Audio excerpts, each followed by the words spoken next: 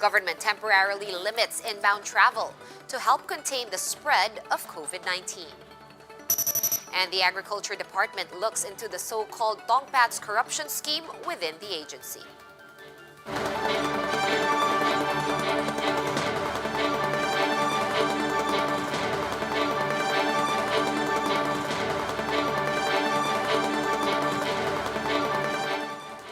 Fast, focused, and fearless. Here's a roundup of stories we're watching now. I'm Sean Yao.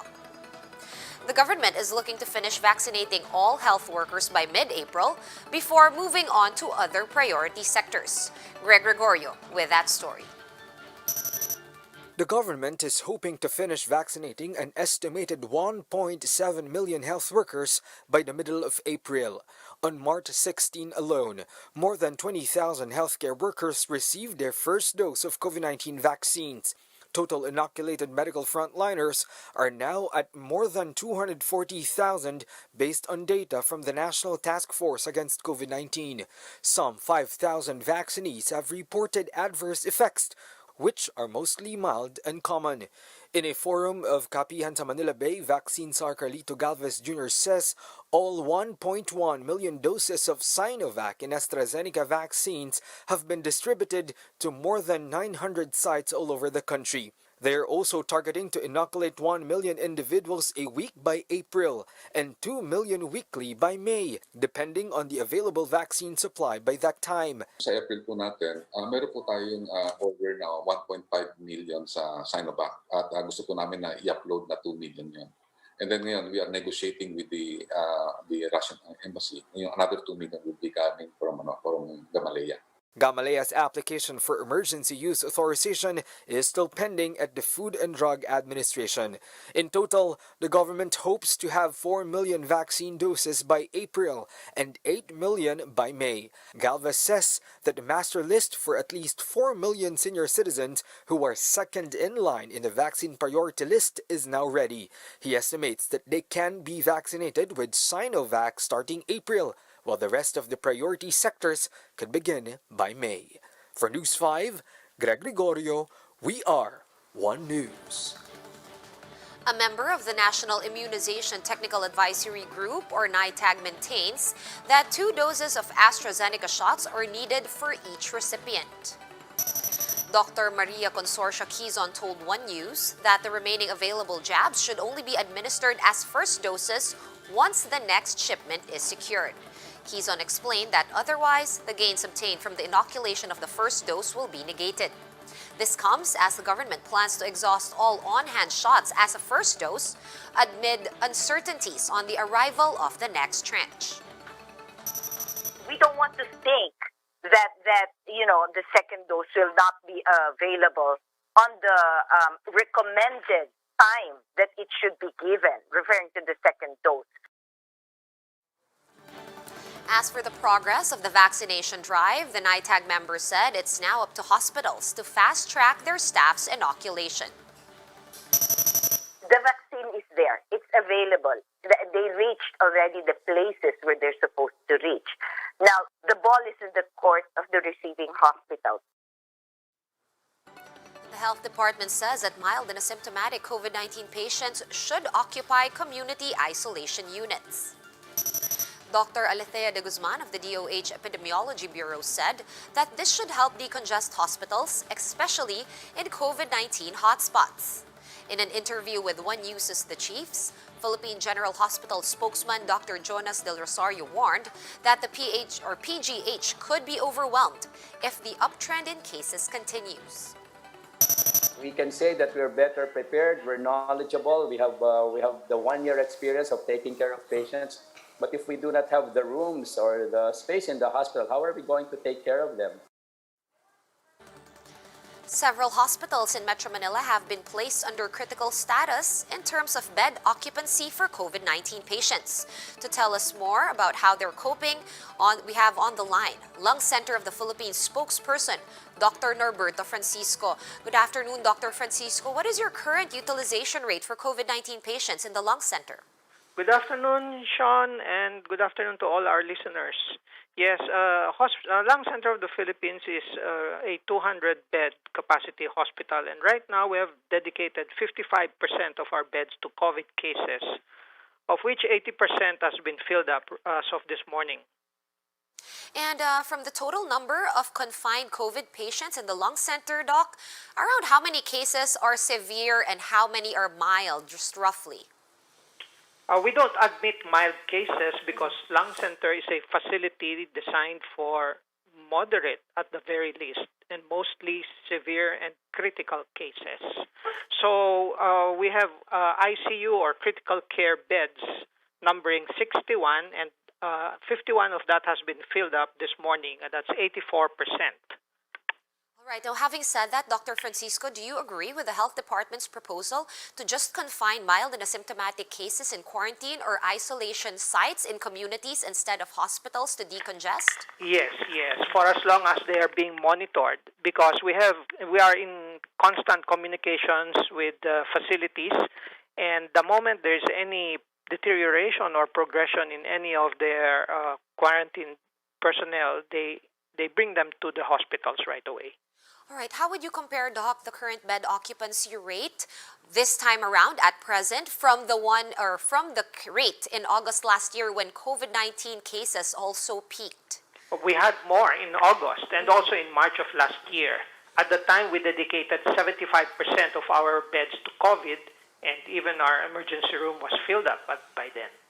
All right, so is that a function of the hospital, just improving protocols and logistics within, or is it because the cases are really not as severe as it used to be? I think it's multifactorial. We've learned a lot after 1 year's experience, but at the same time, we cannot control how the virus and how the individual respond to the infection. Whether or not one will get a severe case or not is always an interplay of many factors, notably of which is the host immune system, the virulence of the organism, and the prevailing environmental conditions. So one example of that is the viral load in the community where these individuals are. So all of these are always coming into play, and it's always an interplay of factors. There's unlikely one single factor that's responsible for this. All right, so it's hard to qualify that or even it's quantify. Very difficult, but what we have learned very much is that the earlier one gets treated, the higher chances is that individual has of surviving. All right, noted on that, Doc. Now I have to ask, how is the vaccine rollout going in the Philippine Lung Center? Well, we've had 77% of our employees vaccinated already.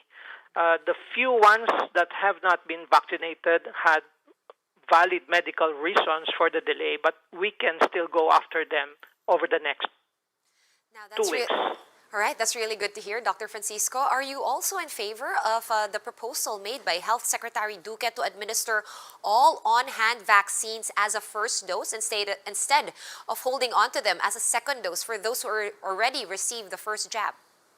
Yes. For as long as we continue to have negotiations for a constant supply, then it's best to be able to vaccinate as much as we can. All right, noted on that. Thank you so much for your time and your opinions, and your insights. Dr. Norberto Francisco of the Lung Center of the Philippines. The Health Department also logged more than 4,300 new COVID-19 cases today. And this brings the total caseload to more than 635,000. Active infections are now at above 61,000. That is the highest since September last year. The virus killed 18 people in the last 24 hours, pushing the death toll to around 12,800. Meanwhile, total recoveries climbed to 561,000, with an additional 370 survivors. Minors in Metro Manila are not allowed outside their homes starting yesterday, but they may travel point to point as long as they're with their families. JC Cosico has the report. Officials of Barangay Santo Domingo in Quezon City have started using CCTV cameras to monitor compliance to COVID-19 protocols. These kids, for instance, were seen outside their homes without face masks or shields and not observing physical distancing. In another angle, more were seen playing on the streets despite the stay-at-home order among minors for 2 weeks. Paulit-ulit po kami nagpapaalala, mga magulang. Huwag niyo pong pabayaan o hayaan ang niyo pong mga anak ay nasa labas ng bahay. Because of poor compliance, barangay officials decided to roam around the area to apprehend violators. Parents and their children immediately ran inside their houses, but some were nabbed and brought to the barangay hall. Hindi kasi pwede yung ganyan ngayon. Guardians will be slapped with fines from 300 pesos up to 1,000 pesos, depending on how many times they violated the rule. Hindi naman kami nagkulang na wag silang lumabas. Makulit talaga, hindi sumusunod. Another parent is dismayed not because her child was caught, but because they canceled their Holy Week trip to Batangas. Sa bahay na lang po, dasal-dasal na lang, ganyan. Video call na lang po sa mga kamag-anak namin sa probinsya. But the MMDA clarified that those aged 15 and above may travel as long as they're with their families in a private vehicle. Yung pong 15, 16, and 17, pinapayagan po iyon, no? Dahil mas iba paano, kamukha na sinabi ko po, safety naman siguro ng magulang, tsaka point-to-point naman ang mangyayari. IATF co-chair Carlo Nograles said it's best for tourists planning to go to the provinces to coordinate their trips with LGUs. Ang una niya munang tanungin is kung yung LG of destination ba ay tumatanggap rin ng minors. Nograles called on the Tourism Department to issue new guidelines, especially on travel bubbles where tourists are allowed. For News 5, JC Cosico, we are One News. And the government is also planning to scale down international inbound passenger capacity from March 20 until April 19. National Task Force Against COVID-19 Chief Carlito Galvez Jr. said that arrivals will be limited to 1,500 returning Filipino workers per day. Galvez added that foreigners and non-essential travelers will be banned from entry in order to mitigate the spread of new variants. The Health Department reported that around 27% of variant cases are being detected among incoming passengers. Ito po yung tinatawag nating major intervention natin para ma-prevent natin yung probability na more or less 3,000 na mga carriers ng mga variants. Pagka once na nakita po natin na medyo bumaba yung kaso po natin, pwede po natin iakyat siya ng 2,000. The Agriculture Department has started its probe into the supposed corruption within the agency. The DA said a special committee was formed to look into the so-called tongpats scheme on meat imports. Secretary Dar also urged anyone familiar with the scheme and personalities involved to disclose information to authorities. Senator Ping Lacson earlier claimed that some agriculture officials are allegedly receiving kickbacks of 5 to 7 pesos per kilo on imported meat. And an association of Buddhist monks in Myanmar is calling on the military to end violence against protesters. According to Reuters, the state's Sangha Mahanayaka Committee consulted with the country's religious affairs minister. Their statement is expected to signal a rift between authorities and the group that has been working with the government. Monks were at the forefront of a 2007 saffron revolution, which some say helped usher in democratic reforms. For more updates, visit News 5, The Philippine Star, and Business World online. Visit our website, onenews.ph, for more in-depth analysis.